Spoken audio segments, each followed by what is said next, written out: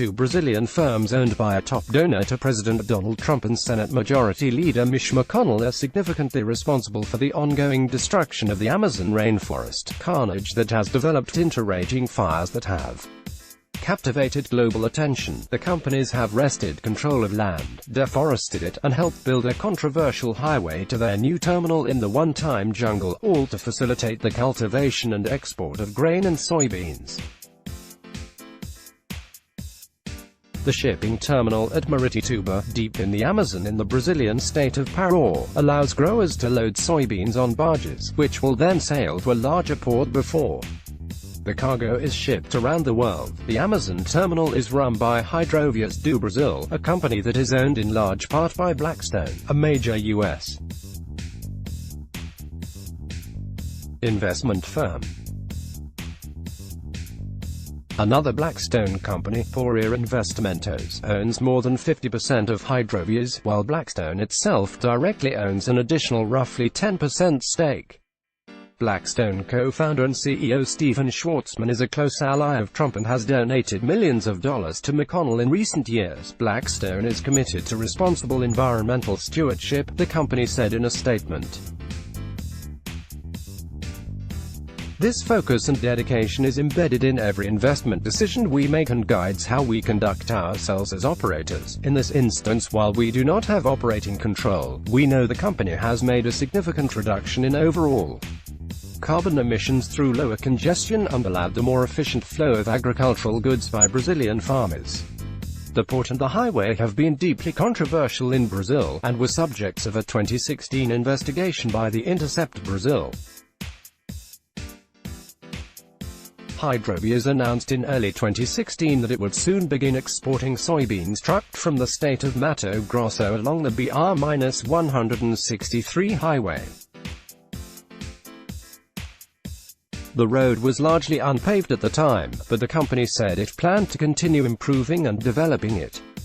In the spring of 2019, the government of Jair Bolsonaro, elected in fall 2018, announced that Hidrovias would partner in the privatization and development of hundreds of miles of the BR-163. Developing the roadway itself causes deforestation, but, more importantly, it helps make possible the broader transformation of the Amazon from jungle to farmland. The roadway, BR-163, has had a marked effect on deforestation. After the devastation that began under the military dictatorship and accelerated through the 1970s and 80s, the rate of deforestation slowed, as a coalition of indigenous communities and other advocates of sustaining the forest fought back against the encroachment. The progress began turning back in 2014, as political tides shifted right and global commodity prices climbed. Deforestation began to truly spike again after the soft coup that ousted President Dilma Rousseff of the Workers' Party in 2016. The right-wing government that seized power named Soimogul Blairo Maggi, a former governor of Mato Grosso, as Minister of Agriculture. Yet even as deforestation had been slowing prior to the coup, the area around the highway was being destroyed. Every year, between 2004 and 2013, except 2005, while deforestation in Amazonia as a whole fell, it increased in the region around the BR-163, the Financial Times reported in September 2017. That sparked pushback from indigenous defenders of the Amazon.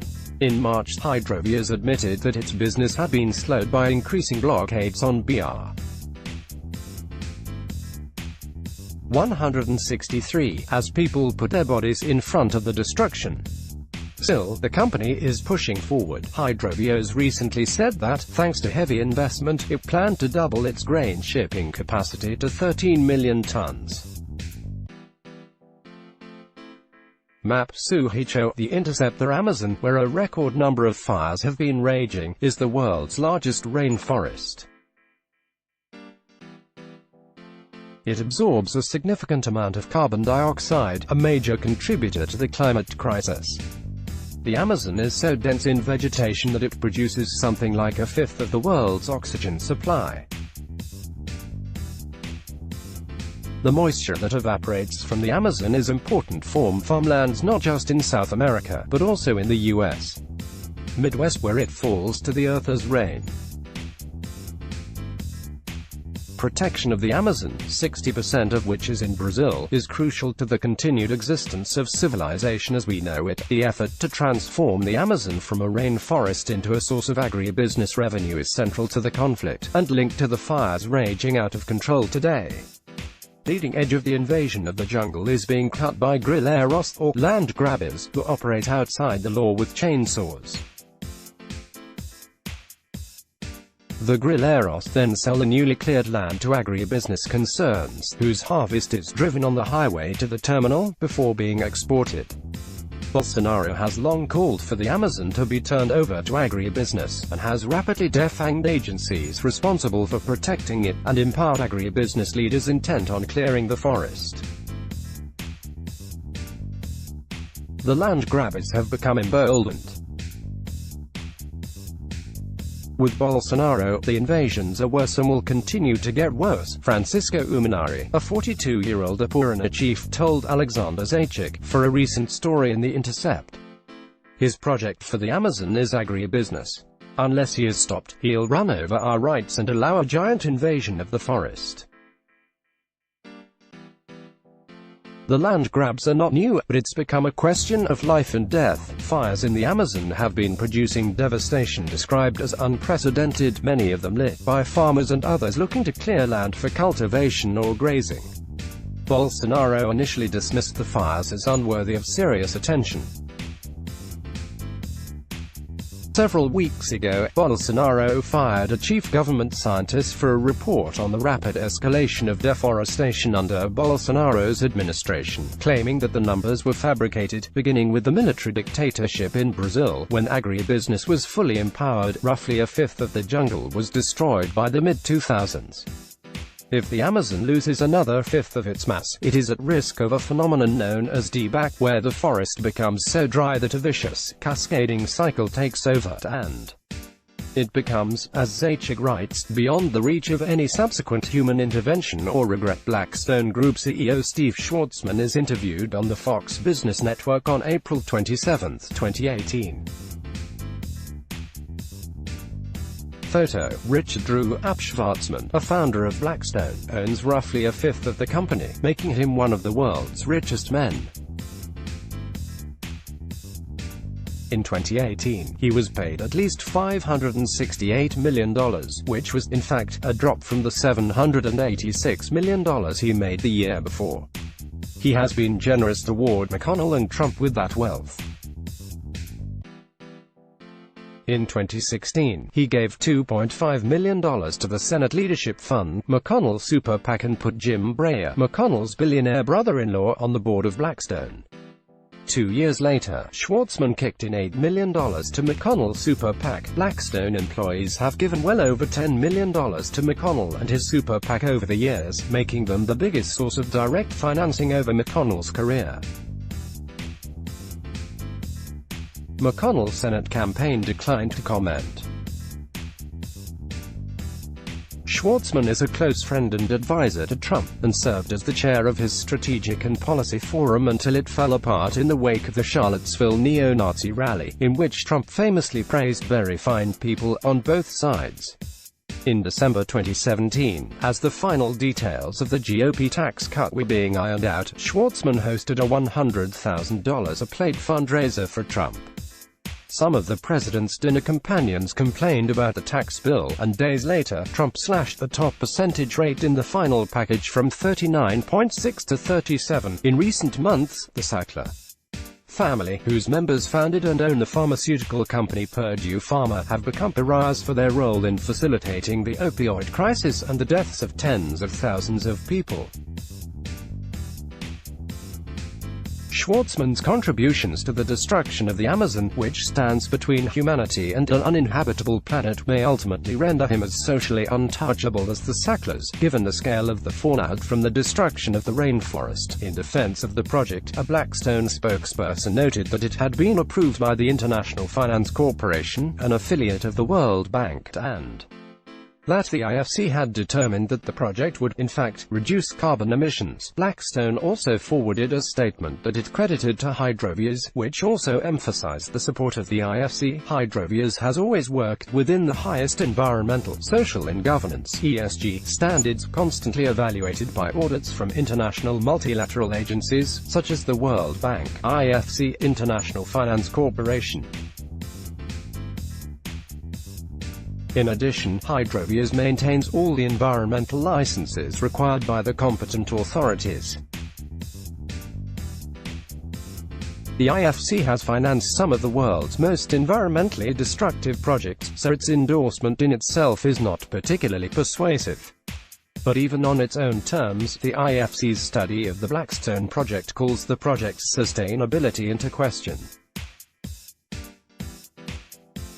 Transporting soy or grain by waterway is indeed a less carbon-intensive method of transport, the IFC correctly noted in its report. But, it went on, that assessment doesn't take into account the reality that the construction of the Miritituba port, close to still intact areas of the Amazon forest, is likely to lower transport costs for farmers and thereby accelerate conversion of natural habitats into agricultural areas, particularly for soy production. The project is okay, the bank argued, because Hydrovias and its clients can be trusted to be responsible, and that the Miritituba port is being purpose-built to handle soy traded only by responsible traders who are sensitive to the preservation of natural habitats. The bank assured that 100% of the company's transport capacity in the North System is contracted to large trading companies, which observe high levels of governance and abide by the Amazon soy moratorium. The moratorium, which prohibits purchasing soy produced on illegally deforested lands, was originally negotiated in 2006 between the big traders, Greenpeace, and Brazilian authorities. It has been renewed on a yearly basis since then. The moratorium, however, is only as strong as the government's ability to monitor it. Proving that soy was grown on illegally deforested lands is highly difficult, as land grabbers move quickly to clear forest and sell the newly cleared land to ranchers or agribusiness operators who quickly put it into cultivation and later claim that they had no way of knowing it was illegally deforested. The scheme also presumes that the government is interested in regulating agribusiness. The Bolsonaro administration has been quite explicit that it is not interested in doing so, putting top agribusiness officials in key posts, while defunding regulatory agencies. And even if it were somehow true that all of the soy shipped from the Hydrovias port met all the requirements of the moratorium, commodity markets are fluid. A new port for the big traders eases congestion and lowers transportation costs elsewhere for smaller traders, thereby encouraging more development and more cultivation. The IFC noted that Hydrovias promised to watch its soy clients closely. HDB will establish and maintain internal procedures to review clients' compliance with all provisions of Amazon soy moratorium or any other relevant legal requirements aimed at preventing trade in soy produced in illegally deforested areas. If the purpose of the port or the mix of HDB's clients changes, the company will advise IFC of such changes and may be required to undertake further due diligence to ensure that these do not lead to undesirable indirect impacts. The final justification the IFC made for the project comes down to incrementalism. Other development is also happening, the bank noted, so this single port can only cause so much harm. It concluded that the port's incremental contribution to the overall reduction of transport costs is judged to be marginal, given the myriad other factors. Paving of BR-163. Installation of other ports in Miritituba district, etc., that are contributing to development in the region. Bolsonaro has plans to pave significantly more roads in the Amazon that have otherwise been impassable much of the year, a project made feasible by international financing. Of course, Hydrovias is also involved in paving BR-163 and other development projects in the region. Those projects, such as the paving of the highway, have additional indirect, though entirely predictable, consequences, as they spur side roads that make previously difficult to reach areas of the Amazon accessible for mining, logging, or further deforestation. A Blackstone spokesperson noted that the fund only owns 9.3% of Hydrovias. That ignores the 55.8% of Hydrovias that is owned by Polit Investimentos. On Hydrovias' website, Polit is described as a company in partnership with Blackstone, and it is known in the financial industry to be a Blackstone company. A November 2018 article in Private Equity News about Bolsonaro's election was headlined, "Blackstone's Polit, Brazilian democracy is not in danger." It quoted the company's chief economist assuring the public that descent into authoritarianism is exceedingly unlikely. That prediction has not borne out terribly well, but Blackstone appears to remain a strong supporter of Bolsonaro. The Brazilian president traveled to New York in May to be honored at a gala, which was sponsored by Refinitiv, a company majority-owned by Blackstone. Ryan Grim is the author of We've Got People, From Jesse Jackson to Alexandria Ocasio-Cortez, The End of Big Money and the Rise of a Movement. Let's block ads. Why?